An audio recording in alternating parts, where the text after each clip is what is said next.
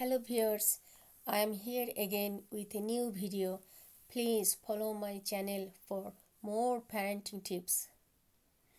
আজকে আপনাদেরকে যে প্যারেন্টিং টিপসটা দিতে চাচ্ছি তা হলো প্লিজ আপনারা কখনো বাচ্চাকে লেবেল দিয়ে ডাকবেন না।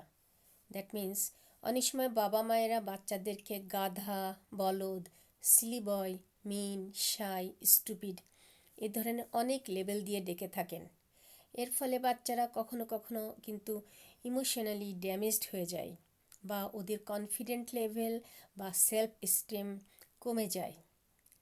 যেমন যখন আমার ছোট্ট বাচ্চার বয়স 3 ছিল, মাঝে মধ্যে ওকে আমি গাধা বলতাম। তো একদিন সে বলছে, মা গাধা মানে কি? সেই মুহূর্তে আমি সত্যিই শকড হয়েছিলাম এবং ও আমাকে আরও বলেছিল, মা আমায় আর গাধা বলে ডেকো না। কারণ বাচ্চাদেরকে আপনি যে নামে লেবেল করবেন ওরা সেটাই ভাবতে থাকবে যে সে ওইটাই। তাই এই ব্যাপারে বাবা মায়েদেরকে আমি বলছি, আপনারা প্লিজ সচেতন থাকবেন। ধন্যবাদ।